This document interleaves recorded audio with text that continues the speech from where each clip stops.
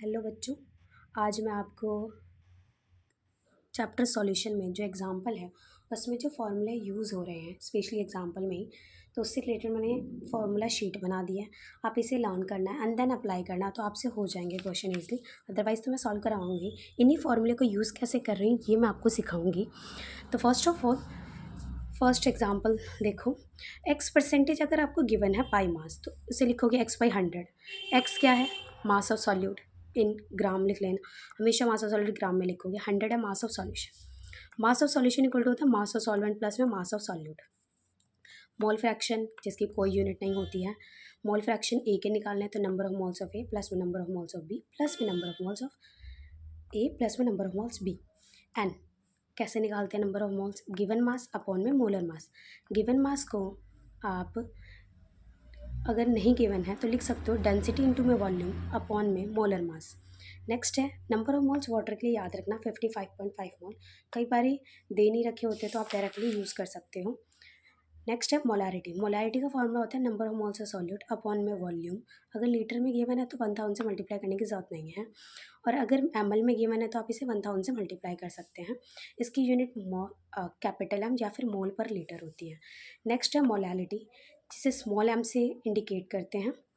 इसका फॉर्मूला होता है number of moles of solute upon में mass of solvent in KG. अगर आप इसे ग्राम में लिखते हो तो 1000 से मल्टीप्लाई कर देना। इसकी यूनिट है स्मॉल एम या फिर मोल पर केजी। प्लीज़ बेटा यूनिट को अच्छे से याद रखें। Henry's law, partial pressure equal to Henry constant into में मोल फ्रैक्शन। जिसके बारे में बोला है, फॉर एग्जांपल ए के बारे में बोला है तो आप ए के निकालोगे पार्शियल प्रेशर, और मोल फ्रैक्शन के ए का ही लिखोगे। नेक्स्ट है टोटल प्रेशर इक्वल टू होता है P01 प्लस में P02 माइनस P01 इनटू में mole fraction of solute. Next है mole fraction in vapour phase. अगर पूछा फॉर एग्जांपल ए का पूछा है तो पार्शियल प्रेशर प्योर जो है वो ए का मल्टीप्लाई कर दोगे मोल फ्रैक्शन ऑफ ए से अपॉन में total pressure. Relative lowering vapour pressure del P upon में P0 N2 अपॉन में N1। आपको पता होगा 2 जो है वो सॉल्यूट के लिए होता है और 1 सॉल्वेंट के लिए होता है, तो number of moles of solute upon number of moles of solvent या फिर mole fraction of solute. Del P कैसे निकालते हैं? P0 pure vapour pressure minus में partial pressure of the solution, vapour pressure of the solution. Del T B equal to होता है K B into M. Del T B को लिख सकते हो T B minus T0 B. K B for water याद रखना है आपको, स्पेशली फॉर वाटर के लिए ही लर्न रखना है। 0.52 K G per mole. Next है del T F equal to K F M. Del T F को लिखते हैं T0 F minus T F. K F water के लिए होता है 1.86। एग्जाम्पल में मेंशन नहीं है इसलिए मैंने कहा है लर्न रखना है, और हो सकता है फिर CBSE के पेपर में मेंशन ना हो। डेल टी बी और डेल टी एफ अगर x डिग्री सेल्सियस में गिवन है तो आप उसे x केल्विन में ले सकते हो। बेटा प्लीज़ इस पर डाउट आता है इसलिए याद रखने से।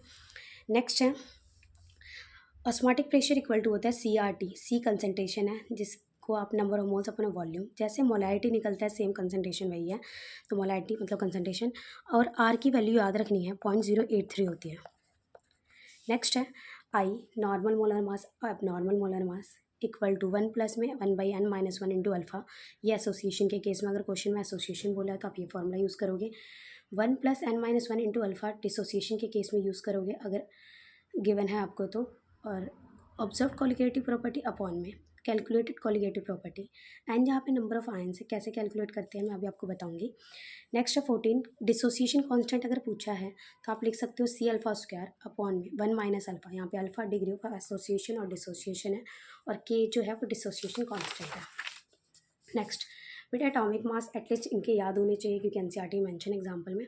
कार्बन का एटॉमिक मास 12 होता है, ऑक्सीजन का 16, हाइड्रोजन का 1 होता है, क्लोरीन का 35.5 एंड सोडियम का होता है 23। कुछ फार्मूला अगर आपको कई बार मेंशन नहीं करते हैं, जस्ट नाम लिख देते हैं, फार्मूला नहीं पता होगा तो आप मोलर मास नहीं निकाल सकते, स्पेशली इनका याद रखना।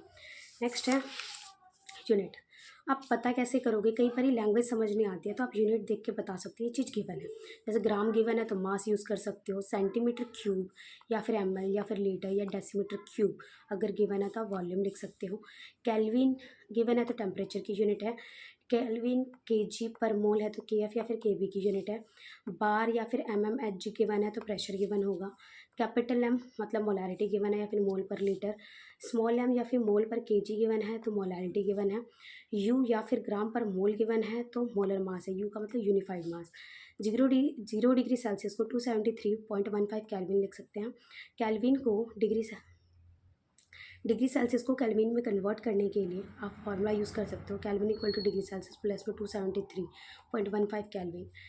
वाटर के लिए T not be, pure water का बॉइलिंग पॉइंट कितना होता है 100 डिग्री सेल्सियस, और फ्रीजिंग पॉइंट कितना होता है 0 डिग्री सेल्सियस। ये बेटे याद रखना है आपको।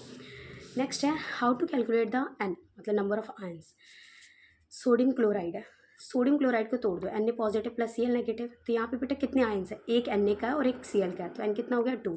सिमिलरली मैग्नीशियम क्लोराइड है, तो Mg2 पॉजिटिव प्लस में 2Cl नेगेटिव, तो एक मैग्नीशियम है और 2 क्लोरीन है, तो नंबर ऑफ आयंस टोटल कितने हो गए 1 + 2 = 3। CH3COOH है जैसे, तो CH3COO नेगेटिव प्लस में H पॉजिटिव, तो यहाँ पे एक और एक 2। सोडियम सल्फेट है, सोडियम यहाँ पे कितने हैं 2, 2Na पॉजिटिव, सल्फेट कितना एक, तो SO4, तो N कितना हो गया 3, 2 + 1 3। एल्यूमिनियम सल्फेट है, तो बेटा इसे कैसे लिखोगे आप, Al 3 पॉजिटिव और SO4 2 नेगेटिव, तो एल्यूमिनियम कितने थे 2, तो 2 लिख दिया, सल्फेट कितने 3, तो यहाँ पे 3 लिख दिया, तो नंबर ऑफ आयंस को जोड़ दो, तो N कितना आ गया 5। Thank you.